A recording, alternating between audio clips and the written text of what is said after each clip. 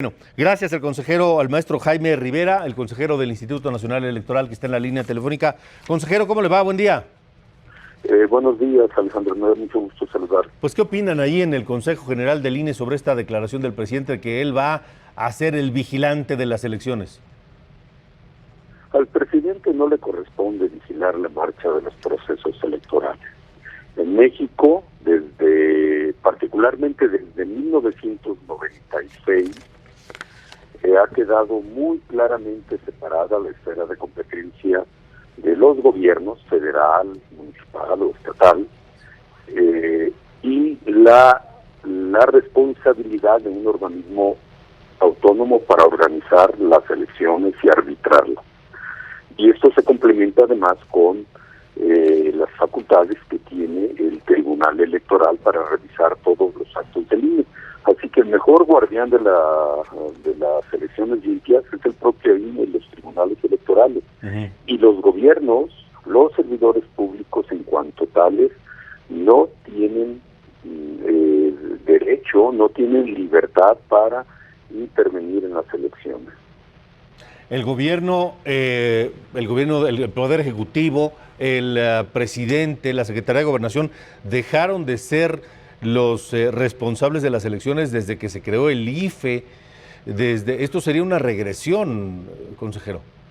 Así es, y hay que recordar lo que significaba que fuera el gobierno quien manejase las elecciones.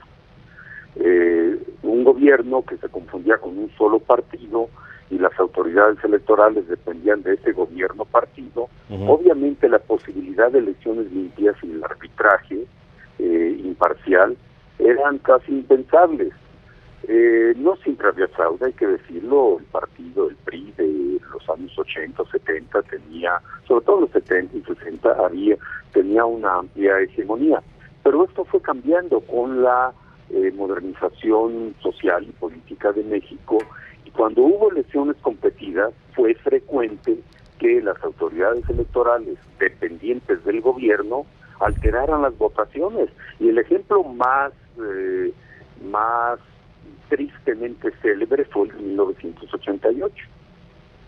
Sí, cuando aquella elección en la que Carlos Salinas de Gortari llegó a la presidencia de la República, cuando se cayó el sistema, etcétera. Es decir, entonces el PRI el gobierno, el presidente manejaba las elecciones. El PRI era el partido pues más favorecido, como dice. A veces había fraude, a veces no, pero ahora sería una regresión de pues casi 40 años, consejero, que ahora el presidente se asuma como el vigilante de las elecciones, cuando además sabemos que a este presidente pues no le gusta perder, nunca ha reconocido una derrota, solamente ha reconocido cuando él gana. Sí, y hay datos contundentes que demuestran la imparcialidad y la independencia del INE y del IFE, su antecesor. Hay que decir, por ejemplo, desde 1997 el PRI perdió la mayoría en la Cámara de Diputados. En el 2000 el PRI perdió la presidencia. En el 2012 el PAN, que estaba en la presidencia, perdió las elecciones. En 2018, que el PRI había vuelto a la presidencia, perdió las elecciones. Es decir, de 4 elecciones presidenciales que ha habido desde el año 2000 hasta la fecha, en 3 ha perdido el partido que está en el gobierno. Uh-huh. ¿Qué mejor prueba de independencia de que el IFE, el INE han actuado con independencia frente a cualquier partido y frente a los gobiernos en turno? Uh-huh. Sí, además, este INE es el que organizó, realizó y calificó la elección de López Obrador, es decir, antes del tribunal, evidentemente. Pero este es el mismo INE, este INE al que él un día critica y al otro también y al siguiente también. Sí, yo espero que el presidente no incurra en la cruel ironía, uh-huh, que sería calificar de elección fraudulenta aquella que ganó. No fue fraudulenta, fue limpia, fue imparcial, uh-huh, fue equitativa hasta donde las leyes permiten que sea equitativa, y una de las condiciones de equidad es la prohibición de que los servidores públicos utilicen medios recursos públicos para favorecer a un partido o para pronunciarse en contra. Eso lo tienen prohibido los servidores públicos. ¿Habría algún tipo de sanción para el presidente López Obrador en caso de que interviniera en la elección? Sí, si interviene en la elección, para empezar, el artículo 134 constitucional obliga a todos los servidores públicos, y todos, incluye al presidente, a aplicar con imparcialidad los recursos públicos bajo su responsabilidad, sin afectar la equidad de la competencia entre los partidos políticos. Y además, este mismo artículo obliga a que toda la información gubernamental tenga carácter, y la propaganda gubernamental tengan carácter institucional. Institucional, en este caso, significa sujeta a reglas. Y como suele leerse o escucharse en esos promocionales de gobierno, este programa es público, ajeno a cualquier partido político, y queda prohibido su uso para fines distintos a los determinados en el programa. Esa es la información institucional de orientación social de interés público que debe difundir el gobierno. Y el gobierno debe ceñirse a eso.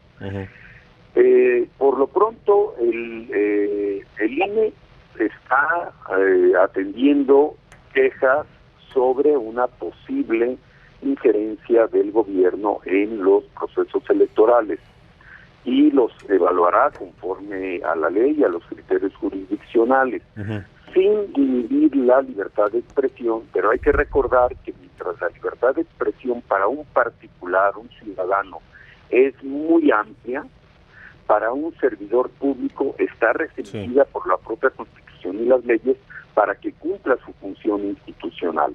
El INE va a vigilar que ningún gobierno, de ningún orden, ningún servidor público intervenga indebidamente en las elecciones, y mucho menos que use recursos públicos para favorecer a un partido o actuar en contra de otro partido.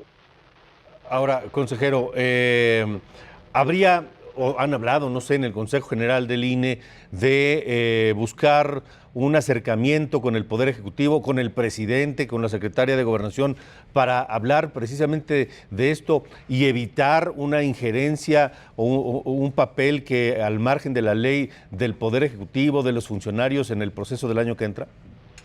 Sí, el INE es un órgano de Estado y coopera en diversos ámbitos en el ejercicio de su autonomía con otros órganos de Estado. Siempre ha estado abierto al diálogo. Hemos tenido muchos diálogos con la Secretaría de Gobernación y estamos dispuestos a hablar con cualquier representante del gobierno, sobre todo para garantizar que las elecciones próximas no tengan ninguna injerencia del gobierno. Ese debe ser el compromiso. Y hay que decir, por ejemplo, desde hace muchos años, las Fuerzas Armadas prestan auxilio al IFE, al INE, para el resguardo de la documentación electoral y de las propias instalaciones, sobre todo para hacer que la documentación electoral sea inviolable. Consejero, por último. Esta cooperación... Sí. ¿Perdón? Sí, dígame. Sí, esa cooperación se da porque somos parte del Estado, somos un órgano de Estado, pero somos un órgano que tiene autonomía por mandato constitucional. El INE es independiente del gobierno y de cualquier partido político. Dígame una cosa, y es consejero, autónomo para tomar sus decisiones internas. Dígame una cosa, ¿qué significa que el presidente de la República esté ya hoy, a un año de distancia, hablando de que desconfía de que los gobernadores, de la imparcialidad de los gobernadores, de que pudiera estarse fraguando un fraude el año que entra, de que él será el vigilante de la elección? ¿Qué significa todo esto, todos estos mensajes para el proceso de 2021?